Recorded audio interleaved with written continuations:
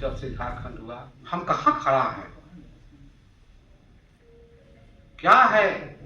ना यहाँ ट्राइबल लोगों का है, ना यहाँ रीजनल लोगों का है, किसी का नहीं है। उठा के देख लीजिए, आंकड़ा देख लीजिए। अगर वाइस चांसलर है तो कई गो वाइस चांसलर आपका है? कितने लोग हैं, कहाँ कहाँ हैं? आप कहीं नहीं हैं, हम कहीं नहीं हैं। हमारा अस्तित्व को खतरा तब भी था, हमारे अस्तित्व को खतरा आज भी है। क्यों? झारखंड के माय और माटी के प्रति जो हमारा उत्तरदायित्व है, जो हमारा कर्तव्य है, यहाँ के लोगों के प्रति जो कुछ कर गुजरने की जो लालसा हम लोग के अंदर में है, वो वर्तमान में भी रहेगी, भविष्य में भी रहेगी, मरते दम तक रहेगी।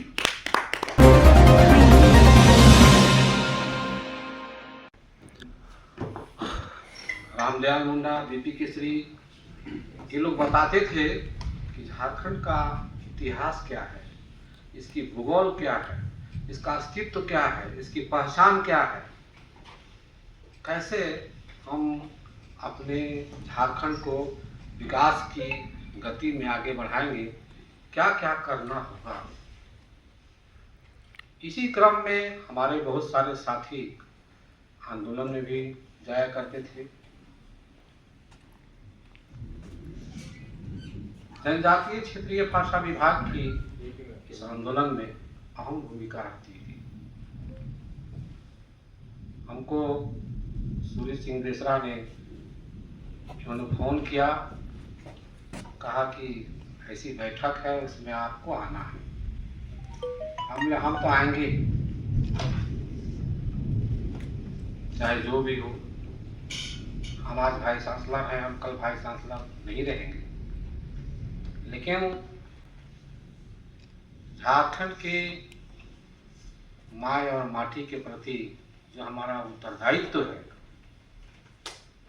जो हमारा कर्तव्य है, यहाँ के लोगों के प्रति जो कुछ कर गुजरने की जो लालसा हम लोग के अंदर में है, वो वर्तमान में भी रहेगी, भविष्य में भी रहेगी, मरते दम तक रहेगी। डॉक्टर रामदयाल मुंडा जब बिस्तर में सोए हुए थे तो हम और गिरधारी राम गंजू मिलने गए थे। उन्होंने डायग्राम बना के बताया था कि जो लोग भी हैं, वो लोग जो हमारे यहाँ विभिन्न कारणों से हमारे प्रदेश में आके बसे हैं, वो हमारे मेहमान हो सकते हैं, लेकिन हमारा आदमी नहीं हो सकता। इसकी दर्द उनके अंदर में अंतिम दम तक थी, जो हम लोग देखे। वो एक जागरण गीत जो था, जागरण गीत, नवजागृति की गीत जो हमारा विभिन्न भाषाओं में है, उसको संकलित कर रहे थे और उसको संकलित करके गंजू जी को जिम्मा लगा रहे थे कि ये नवजागरण की जो गीत है, यही जिंदा रखेगा हमारा प्रदेश को, इसको तुम छपवाने का काम करना किसी भी तरह से। तो ये मरते दम तक व्यक्ति के अंदर में वो खून दौड़ता है। कहाँ से ये बातें आती है, कहाँ से हम कहाँ खड़ा है। आज हमारे कितने साथी शहीद भी हुए, हमारे कितने साथी घर से बेघर भी हुए, हमारे कितने साथी अपनी जीविका उपार्जन को छोड़ करके, अपना घर द्वार छोड़ करके इस आंदोलन में कूदे। आप देखिए, सारे लोग आज कहाँ खड़े हैं, झारखंड कहाँ खड़ा है। हम सूर्य सिंह बेसरा जी का आभार व्यक्त करते हैं कि वे बराबर लोगों को इकट्ठा करने का काम करते हैं, जोड़ने का काम करते हैं। जो हम लोग बिखरे हुए हैं उसको एक साथ लाने का काम करते हैं। पूर्व के कार्यक्रम में भी जो युवा पीढ़ी के लोगों के साथ में जो हम लोगों की वार्तालापें हुई थी वो भी महत्वपूर्ण था। प्रभाकर तिर्की ने कहा कि एक पीढ़ी से दो पीढ़ी, दो पीढ़ी से तीन पीढ़ी ये चलते आ रहा है, कहीं विश्राम नहीं है। हम घरों में बैठ करके ये बातों को चिंतन मनन करते हैं और सोचते हैं कि हम कहाँ जा रहे हैं। आवाज उठा के देख लीजिए, आंकड़ा देख लीजिए। अगर वाइस चांसलर है तो कई वो वाइस चांसलर आता है, कितने लोग हैं, कहाँ कहाँ हैं। आप कहीं नहीं हैं, हम कहीं नहीं हैं। हमारा अस्तित्व को खतरा तब भी था, हमारे अस्तित्व को खतरा आज भी है। तो चाहे वो किसी भी संदर्भ में उठा करके देख लीजिए। जो सरकारें बनी 25 साल के दरमियान में केवल अपने तक सीमित रही। काम करने का किसी भी दल, किसी भी लोगों में उतनी तत्परता दिखाई नहीं पड़ी। भाषाई क्षेत्र में अब जाएं, क्या उत्थान हुआ है। भाषा अकादमी तक नहीं बन पाया हम लोगों का, जो जिसकी नितांत जरूरी है यहाँ पर भाषा अकादमी की। वो ये चीजें आज से नहीं मांगी जा रही, 20 बरस से मांगी जा रही है। बिहार सरकार में भी थी और यहाँ भी हम लोग जब से झारखंड हुआ मांग रहे हैं। ये एक चिंता का विषय है, चिंतनीय विषय है। इस पर हम लोग चिंतन मनन करके जो भी काम करना है वो एक रणनीति के तहत, एक सुनियोजित ढंग से, इसे पूर्व के वक्ताओं ने बताया कि हम कैसे चलें, कहाँ चलें और हमारा जो लक्ष्य है वो तक हम कैसे पहुँचे। मैं बता दूं, एक उदाहरण मैं बराबर देता हूँ। मैं ट्राइबल रीजनल लैंग्वेज का हेड था। 3-4 बच्चियां कभी आती थी, कभी नहीं आती थी। लोहरदगा से, लोहरदगा ट्रेन से आती थी वो लोग। हमने उन लोगों को डांटा खास के कि तुम लोग पढ़ने क्यों नहीं आती हो, बराबर क्लास क्यों नहीं करती हो तुम लोग। वो लोग चुपचाप रही, कुछ नहीं बोली और हमारा चेंबर से निकल गई। चाय वाली से हम पूछे कि लोग आता क्यों नहीं है। सर आप नहीं जानते हैं, ये लोग 3 दिन लेबर का काम करता है और उसी पैसा जुटाता है और उसी से रेल से पढ़ने के लिए आता है। सर कितनी मार्मिक बातें हैं। हम कहाँ खड़ा हैं, क्या है। ना यहाँ ट्राइबल लोगों का है, ना यहाँ रीजनल लोगों का है, किसी का नहीं है। ये प्रदेश जो खुशहाल प्रदेश कैसे बनेगा, कैसे हम आगे की ओर बढ़ाएंगे, ये एक रणनीति बना करके, एक प्रस्ताव बना करके हमें सरकार तक पहुंचानी चाहिए और सरकार को इस बात से अवगत करानी चाहिए कि हम लोग का प्रस्ताव ये है।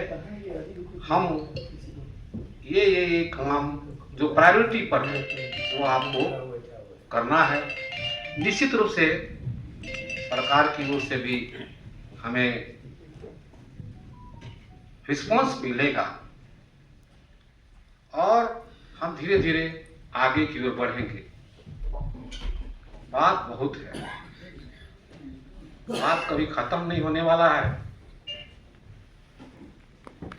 ये बात, ये विषय अनंत काल तक अभी चलते रहा है। 20-25 वर्षों से हम लोग देख रहे हैं, चलते रहेगा। लेकिन इसी बीच में हमको अपनी योजनाओं, अपनी बातों को, अपनी जो मेरा जो आधार है, उस आधार को हमको आगे बढ़ाना पड़ेगा। हमारे सांस्कृतिक पक्ष को, हमारी भाषाई पक्ष को, और सबसे बड़ी जो बात है कि हम राजनीति वो धुरी है जिससे सारी बातें बनती हैं। डॉक्टर बीपी केसरी कहते थे कि कुछ नहीं, फाइंड आउट यह है कि राजनीति पकड़ है।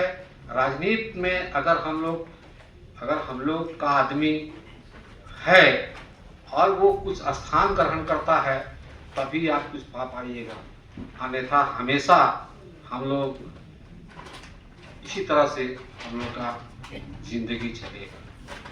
तो ये चैलेंज जो है उसको हमें स्वीकार करना होगा और इस बात को हम अपनी लेखनी के माध्यम से, हम अपनी विभिन्न कार्यक्रमों के माध्यम से, छोटे छोटे कार्यक्रम करके भी हम जहाँ हैं, जिस जगह हैं, वो उस तरह की बातों को हम लोगों को रखनी चाहिए और बातों को आगे बढ़ानी चाहिए। हमें इतनी बड़ी सभा में इतने छोटे व्यक्ति को जो हमको बोलने का अवसर दिया गया, हमें मुख्य अतिथि बनाया गया और मिश्रा जी का जो अनुरोध था उसको हम ठुकरा नहीं सके और आप लोगों के समक्ष हम उपस्थित हैं। निश्चित रूप से आने वाला समय अगर हम अपने कर्तव्य के पथ पर निर्भीक रूप से चलते रहेंगे, आदमी कभी वृद्ध नहीं होता है, उसमें उसकी जो मनोस्थिति है वो उसको आगे बढ़ाती है। उसके अंदर चेतना है, जागरूकता है, तो निश्चित रूप से वो आगे बढ़ेगा। इसमें कहीं कोई सबकी बात नहीं। हम भी रिटायर हो गए लेकिन हम हैं, तो ये समय जो है वो एक कठिन दौर से हम लोग गुजर रहे हैं। 25 साल का समय एक लंबा समय होता है। हमारे साथ उत्तराखंड बना, हमारे साथ सब और स्टेट बने, सभी स्टेट खुशहाल हैं। अब जाकर देखिए, घूमिए, हमारा स्टेट पीछे थोड़ा है। इसको आगे बढ़ाने में हमारी अहम भूमिका होगी। हम उसको विचार देंगे, हम प्रस्ताव देंगे, बात आगे बढ़ेगी और निरंतर प्रयास, निरंतर काम करने की जो गति है उसमें हम लोग कमी नहीं आने देंगे। इतनी बातें हम आप लोगों के समक्ष कह पाए। इतने दिग्गज लोग बैठे हुए हैं उन लोगों के सामने, ये आप सबों की आशीर्वाद है, कृपा है। हम पुनः आप सबों से एक अनुरोध करते हैं कि आप जहां भी हो, जिस परिस्थिति में भी हो, ये एक जिम्मेवारी हम लोगों की बनती है कि हम लोग कुछ ना कुछ करते रहें अपने प्रदेश के प्रति। निश्चित रूप से आपको भी आत्मसंतुष्टि मिलेगी और हमारा राज्य भी आगे की ओर बढ़ेगा। इन्हीं शब्दों के साथ में हम अपनी बारी को विराम देते हैं। जय हिंद, जय झारखंड।